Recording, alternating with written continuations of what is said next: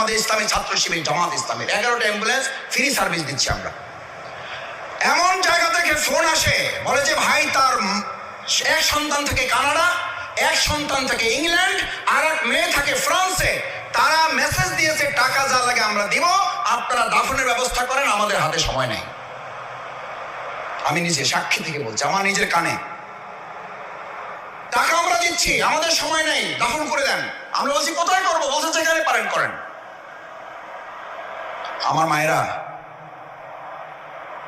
মায়েরা যারা আসছেন, আমার এই কন্যাদেরকে সামনে রেখে পৃথিবী এখন স্লোগান তোলে না, please give me a good mother, I will give a good nation.